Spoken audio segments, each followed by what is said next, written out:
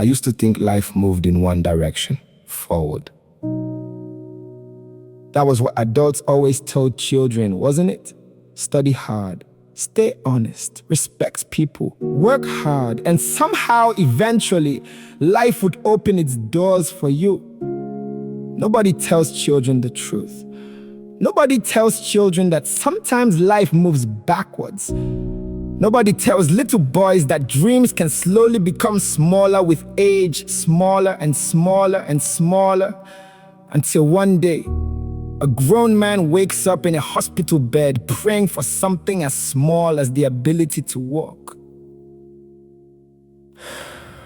Every morning now, I wake up to the sound of my mother praying beside my bed, quiet prayers, tired prayers, the kind of prayers people whisper when they are already exhausted from crying. Sometimes I keep my eyes closed and pretend to still be asleep, because there is something painful about hearing your mother beg God for the future of a son she once believed would save her. The hospital smells like medicine, sweat, and hopelessness. Government hospitals have a particular sadness inside them. You see it in the walls, in the broken fans, in the nurses whose faces already look defeated before the morning even begins.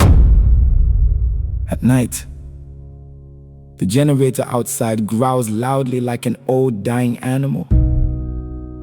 Then sometimes the fuel finishes, and the entire ward falls into darkness, just silence, groaning patients, mosquitoes, fear, and the sound of people trying not to die before morning.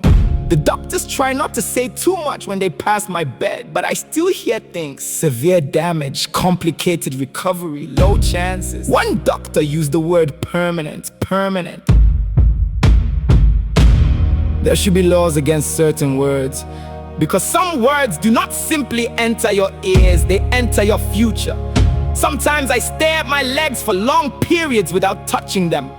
They do not feel like mine anymore. They look like abandoned things, like parts of somebody else's body stitched onto my own life. And what hurts me most is not even the pain. Human beings can survive pain.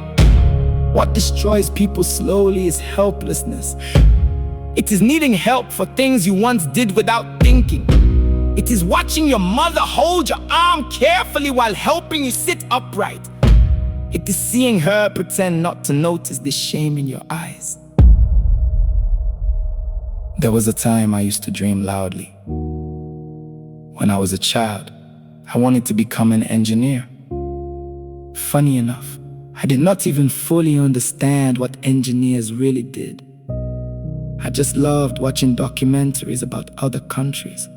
Beautiful roads, massive bridges, streetlights that actually worked, cities glowing beautifully at night like the future was already living there. I remember sitting beside our old television during power supply hours, praying electricity would not disappear before the program ended. Because in those moments, the world felt bigger than Nigeria. Cleaner, kinder, possible. I asked my mother once, why doesn't Nigeria look like this? And she smiled softly while cutting vegetables in the kitchen. Maybe your generation will fix it, God. I believed her. I truly believed her. Back then, dreaming was easy. Children do not understand corruption. Children do not understand greed. Children do not understand what it means when old men steal the future of people they will never meet. So when teachers asked us what we wanted to become, everybody answered proudly: doctor, pilot, lawyer, president, engineer. Every answer sounded possible back then. Nobody had failed enough yet to understand reality. When it reached my turn, I would stand confidently and say, I want to become an engineer so I can build roads and bridges. My mother loved that answer. She repeated it proudly to everybody. My son will build big things someday. Nobody knew Nigeria was already reducing me, slowly, quietly, patiently at first. The reductions were small enough to ignore: leaking classroom roofs, broken desks, teachers disappearing because salaries had not been paid, weeks without electricity, long walks because transport money was unavailable. Sometimes we would sit in classrooms sweating heavily, while teachers wrote notes on cracked blackboards with tiny pieces of chalk. But children adapt quickly to suffering. That is one of the saddest things about Nigerian children. They learn too early how to normalize hardship, too early. Secondary school was where reality started becoming louder. Strike after strike, old textbooks passed around until pages started falling apart. Too many students squeezed into classrooms like cargo. One of my classmates joined a cult group before graduation. Another entered internet fraud after his older brother graduated university and remained jobless for years. Everybody kept repeating the same sentence: Nigeria is hard. And somehow, that sentence became our national anthem. Still, I kept believing education would save me. That is the dangerous thing about hope. It survives longer than logic. I carried that hope into university. Then ASU strike started swallowing years of my life. A 4-year course became something else entirely. Months at home doing nothing, watching politicians argue on television about billions while students sat idle for years. Some of my friends gave up completely. Some left the country, some entered crime, some quietly disappeared into depression. And the frightening thing about depression in Nigeria is that nobody notices it.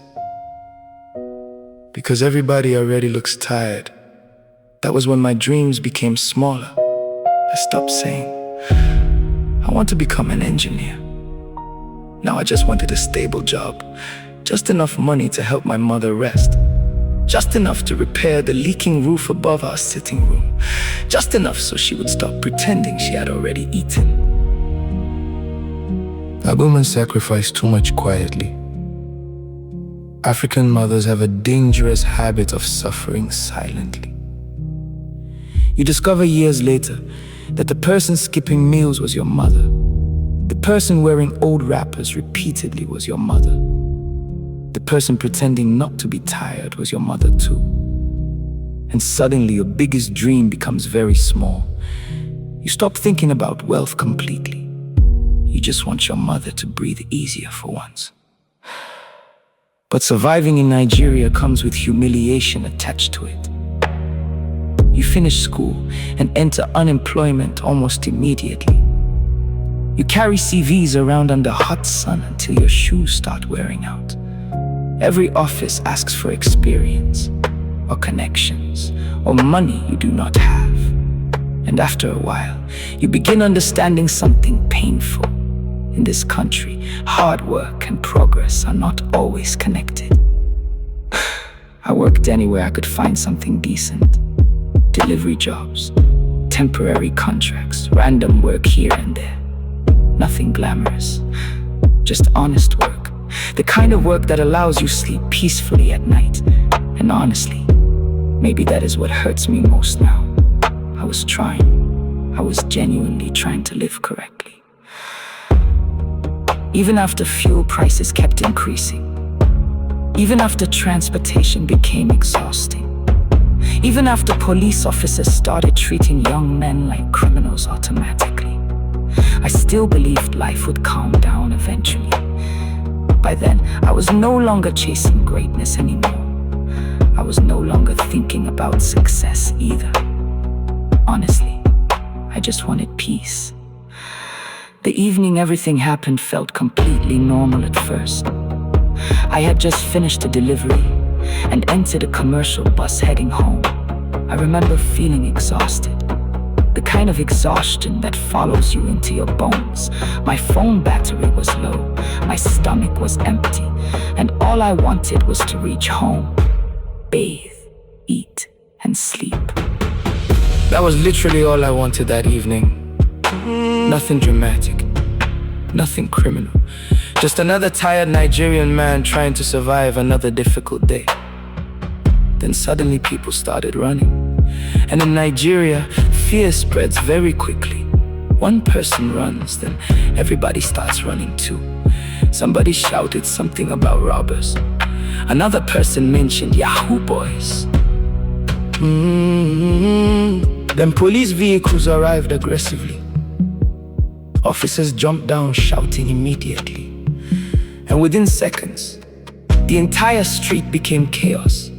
The frightening thing about fear is how quickly people stop seeing each other as human beings. The police were not asking questions first.